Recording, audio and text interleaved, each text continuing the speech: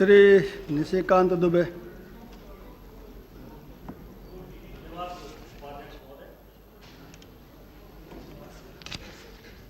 ऐसे तो बिल में केवल छोटे मॉडिफिकेशन के लिए बिल इंट्रोड्यूस हुआ है, लेकिन मैं 3-4 पॉइंट ऐसे हैं जिसके बारे में आपके माध्यम से मंत्री महोदय का ध्यान और इस सदन का ध्यान आकृष्ट कराना चाहता हूं। ये 1999 से कंपटीशन कमीशन बिल चल रहा है और वाजपेयी सरकार के जो कुछ कदम बहुत महत्वपूर्ण थे, जो उन्होंने ग्लोबलाइजेशन के लिए, लिबरलाइजेशन के लिए, WTO की पॉलिसी के लिए, इंडस्ट्री को प्रोटेक्ट करने के लिए बनाए थे, उसमें से कंपटीशन बिल भी उनका एक ऐतिहासिक कदम था। और 1999 में जब फाइनेंस मिनिस्टर ने इस बिल को रखा, और ये 2 साल का जो पीरियड अभी मंत्री जी बता रहे थे, ये पता नहीं अंकों का खेल है, शब्दों का खेल है या ग्रहों का खेल है, मुझे नहीं पता, लेकिन ये 2 साल कंपटीशन बिल के लिए बहुत महत्वपूर्ण है और इसके पड़ाव हमेशा 2-2 साल पर आते हैं। 1999 में फाइनेंस मिनिस्टर अनाउंस करते हैं और उसके बाद एक चक्रवर्ती कमेटी बनती है। चक्रवर्ती कमेटी इसके बारे में विशेष तौर पर देखती है कि WTO ऑब्लिगेशंस में हमारा ट्रेड क्या होना चाहिए, हमारा कंपटीशन क्या होना चाहिए, ट्रिप्स के टर्म्स क्या होना चाहिए। और सिंगापुर मिनिस्ट्रियल कॉन्फ्रेंस के बाद ये 2001 में बिल इंट्रोड्यूस होता है। 99 से यदि आप देखेंगे तो वो भी 2 साल के बाद 2001 में ये इंट्रोड्यूस हुआ ये बिल। और उसके बाद राघवन कमेटी बनती है, स्टैंडिंग कमेटी फाइनेंस में जाती है और 2002 में ये बिल इंट्रोड्यूस होता है पार्लियामेंट में, इसी दिसंबर के महीने में होता है।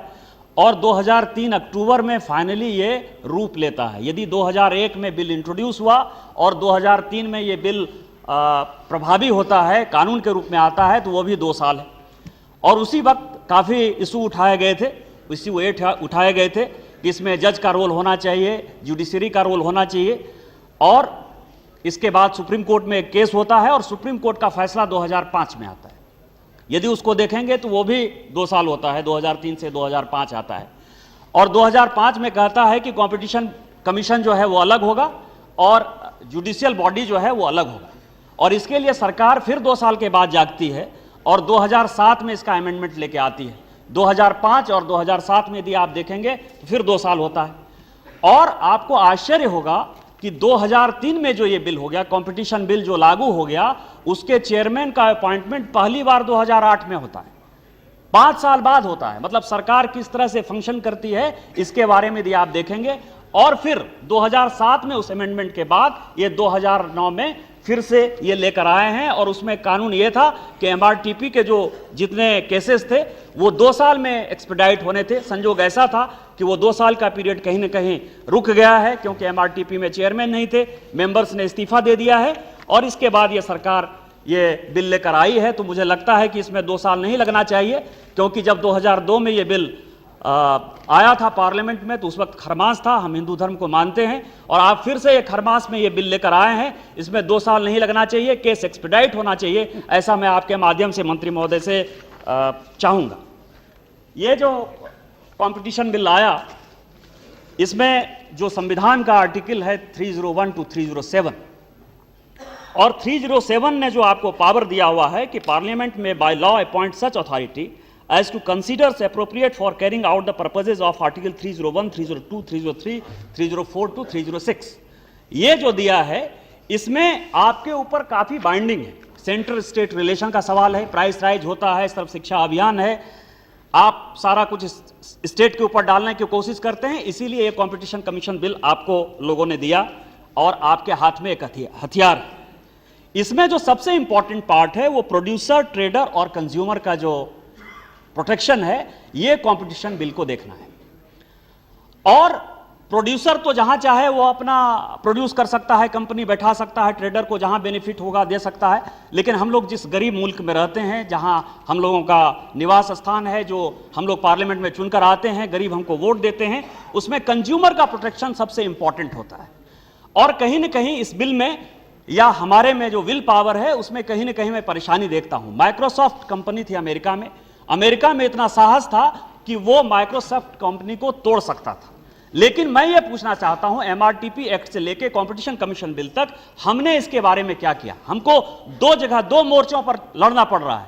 एक मोर्चा यह है कि बड़ी बड़ी जायंट कंपनी है, मल्टीनेशनल कंपनी है, जो WTO ऑब्लिगेशन के कारण, ग्लोबलाइजेशन के कारण हमारे देश में आना चाहती हैं, और हमारे देश में बड़ी कंपनियां हैं जो छोटे छोटे कंपनी को कहीं ना कहीं खा रही हैं, उसका कंपटीशन कमीशन बिल कैसे प्रोटेक्शन करेगा ये मैं जानना चाहता हूं। मैं आता हूं जिस क्षेत्र से, वहां सिल्क इंडस्ट्री है, पावरलूम है, हैंडलूम है, सिल्क है, भागलपुरी सिल्क है, भगैया सिल्क है, साहबगंज का सिल्क है, और उसी तरह से बड़े बड़े कंपनी जो है वो सिल्क इंडस्ट्री में आना चाहते हैं। उनका जो प्रोडक्शन कॉस्ट है और छोटे कंपनियों का जो प्रोडक्शन कॉस्ट है वो कहां से प्रभावित होगा, और कंपटीशन बिल इसको कहां से प्रभावित कर पाएगा, ये सवाल मेरे मन में है जो मंत्री महोदय से मैं आपके माध्यम से जानना चाहूंगा। दूसरा सेक्टर है ऑटोमोबाइल सेक्टर का। ऑटोमोबाइल सेक्टर आया है, मैं आपको बताऊं कंज्यूमर को क्या फायदा है। बड़ी बड़ी कंपनियां आ रही हैं, क्या पैसे घट रहे हैं, क्या हम इस पे कंपटीशन लॉ के आधार पर उसमें कुछ कर पाने की स्थिति में है। उसी तरह से स्टील सेक्टर खुला हुआ है, कार्टेल बना हुआ है। स्टील सेक्टर में बड़ी बड़ी कंपनियां यहां आने की कोशिश कर रहे हैं। 2-4 कंपनियां वर्ल्ड की इतनी बड़ी हैं जो कि हमारे सारे छोटी कंपनियों को खा जाएंगी। कंपटीशन बिल में वो प्रोटेक्शन कैसे होगा? कंज्यूमर को जो ऊपर रेट में, महंगे रेट में स्टील खरीदना पड़ता है, उसका कार्टेल आप कैसे खत्म करेंगे? क्या इतना विल पावर हमारे पास है? तीसरा सीमेंट सेक्टर है जो सरकार की भी बात नहीं मान रहा है, और सीमेंट सेक्टर हमेशा कहता है कि मेरी जो मर्जी हम करेंगे, हम अपना दाम बढ़ाएंगे, प्राइस बढ़ाएंगे। इस पे कंपटीशन कहां होता है? क्योंकि जापानी में कंपटीशन का मतलब किलिंग होता है, और यदि आप देखेंगे तो छोटे लोग, कंज्यूमर और छोटी छोटी कंपनियां कहीं न कहीं किल हो रही हैं। जापानी टर्म जो कंपटीशन का किलिंग है वो हमारे यहां लागू हो रहा है।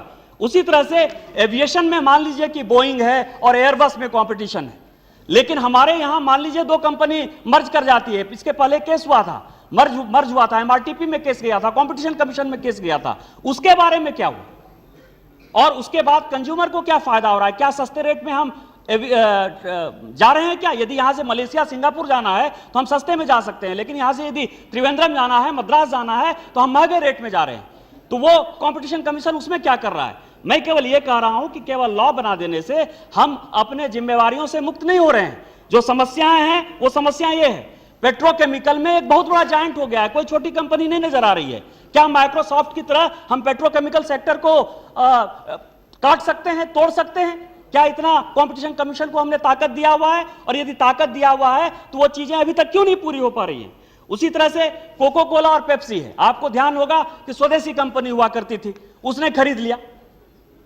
अब कोको कोला और पेप्सी जो है अपना रेट बढ़ा रही है, इस पर कहीं भी कोई कंपटीशन नहीं है। उस दिन हमारे मित्र संजय निरुपम टीवी, रेडियो और पत्रिका की बात कर रहे थे, अखबार की बात कर रहे थे। सारे लोग एक ही हैं, वो टीवी में जा रहे हैं, वो प्रिंट मीडिया में जा रहे हैं, वो FM रेडियो में जा रहे हैं। क्या इसका कंपटीशन कमीशन में आपको लगता है कि कंपटीशन कमीशन इसके लिए वेल इक्विप्ड है?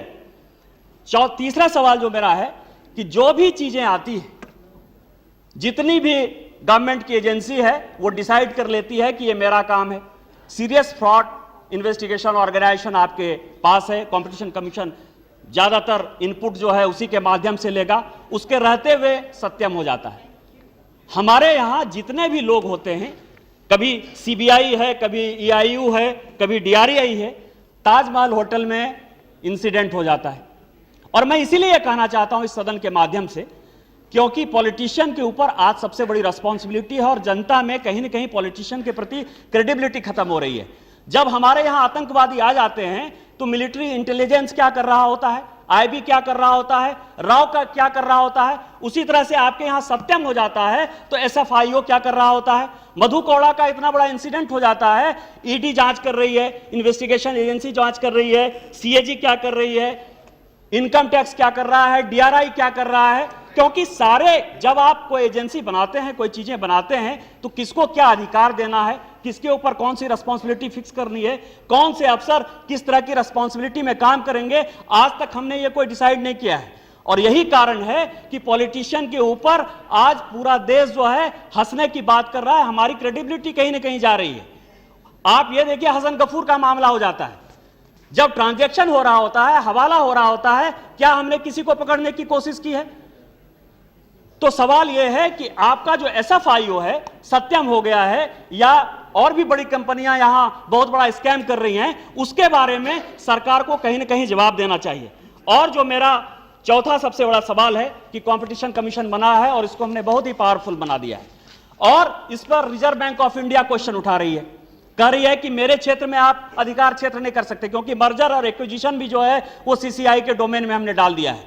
कंपनी के फ्रॉड को भी हमने सीसीआई के डोमेन में डाल दिया है। अब वो एक बहुत ही टेक्निकल इशू है कि रिजर्व बैंक ऑफ इंडिया कहती है कि बैंकिंग के बारे में उसको क्या पता है। TRAI आपको कह रही है, ट्राई कर रही है कि हमारे डोमेन में आपको क्या लड़ने झगड़ने की आवश्यकता है, क्योंकि एक TRAI ही है जो कि कहीं ना कहीं कंज्यूमर को प्रोटेक्ट कर रही है। यदि कहीं कंज्यूमर का प्रोटेक्शन हो रहा है तो मोबाइल सेक्टर में ही भाव घटे हैं, कंज्यूमर को सस्ते दर पर मोबाइल मिल रहा है। और आपने जो है ब्यूरोक्रेट के लिए क्या किया है कि अलग अलग पेट्रोलियम रेगुलेटर बना दिया है, इरडा बना दिया है, और वो सभी सीसीआई के डोमेन को कहीं ना कहीं प्रभावित करने की कोशिश कर रहे हैं।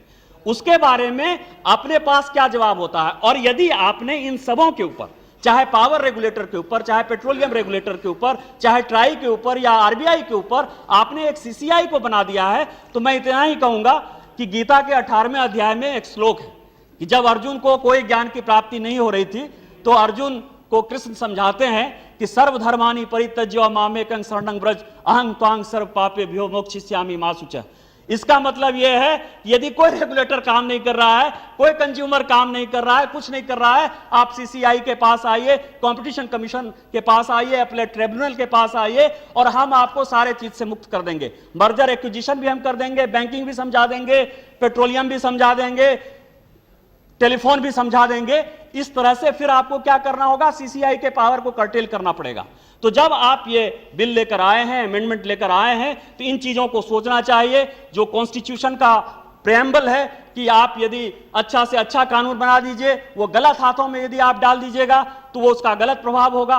गलत से गलत कानून बना दीजिए, अच्छे आदमी के हाथ में यदि डाल दीजिए तो उसका अच्छा ये होगा। इसके अपॉइंटमेंट में कहीं ना कहीं ट्रांसपेरेंसी होनी चाहिए। सीसीआई इतनी अच्छी बॉडी बनाई है, WTO का ऑब्लिगेशन है, ग्लोबलाइजेशन है। इसीलिए मेरा आपसे उपाध्यक्ष महोदय, आपके माध्यम से मंत्री महोदय से आग्रह यह होगा कि सीसीआई के इस अमेंडमेंट को, ये छोटा अमेंडमेंट लग रहा है, इन्होंने खुद कहा है कि 1000 से ऊपर केसेस हैं, 25-25, 30-30 साल से ये केस चल रहे हैं। उस केस को कब तक ये ट्रिब्यूनल एक्सपेडाइट करेगा, कब खत्म होगा, लोगों का प्रोटेक्शन कैसे होगा, कंज्यूमर का हित कैसे देखा जाएगा, इसको यदि आपके माध्यम से मंत्री महोदय समझाने की कोशिश करेंगे तो अच्छा रहेगा। इन्हीं शब्दों के साथ जय हिंद।